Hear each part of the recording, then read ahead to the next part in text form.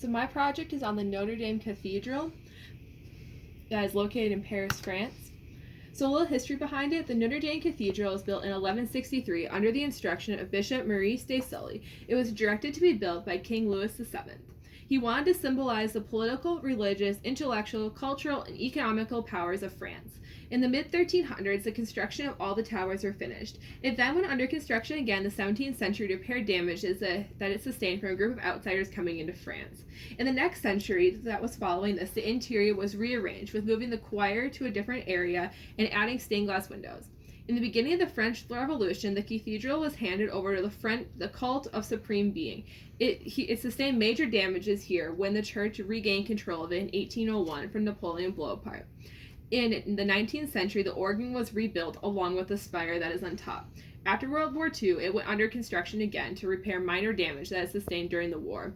In the 1990s, restoration was started on the interior, with more renovations continuing in 2018, but these were halted in April of 2019 when it started on fire, where it is currently going under repairs to repair this as we are speaking. Here's a virtual tour.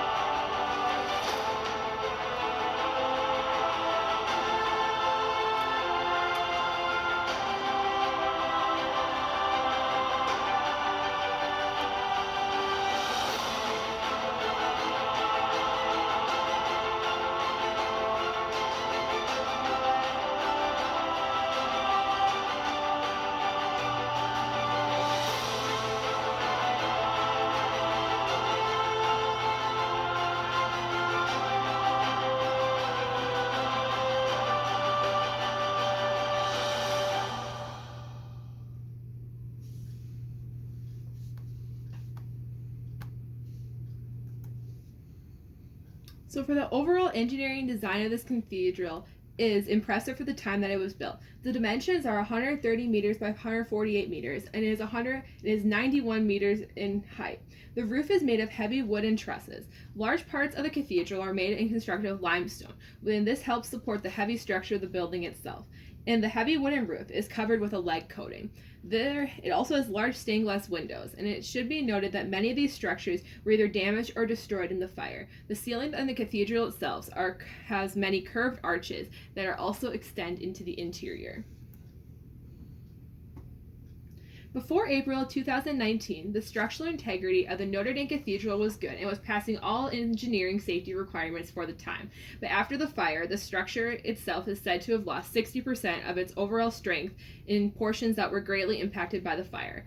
For example, some of the stone-based walls have been weakened because of the sudden change in heat and cooling that it endured. Since the original construction of the cathedral, it has been redone and has renovations done to it to keep it in good condition and working order over 10 times.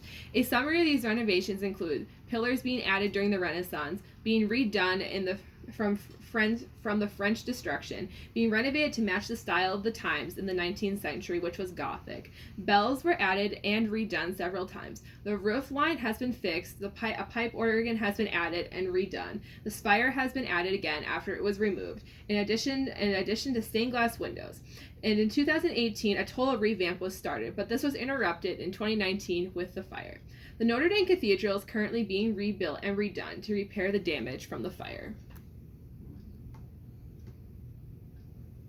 A place of tension can be noted in the masonry arch, which is made out of stone. The arch is made of stone and it lacks tension strength. And the arch shows compression forces on the outward, which is marked with the blue arrow. And over time, this can lead to cracks in the material in the walls. The area of stress and strain can be shown on the flying buttresses arches. Here, the weight is distributed and resting on the pillars and the wall of these structures, causing more stress to be placed in these specific areas, as pointed out by the red arrows. A place where tension can be noted is in a heavy spire that is on top of the cathedral. has its weight supported by wooden and stone arches, and the spire itself also acts as a lightning rod in effort to protect the building from lightning strikes. The flying buttresses were placed strategically to help support the weight of the structures, and they rely on the structures around them to keep them supported and not fall in on themselves. When planning for the construction of the two towers, the builders and architects had to take into account the total mass of the material and how they were going to be supported by the structures underneath them, so there was no problems with these building structures.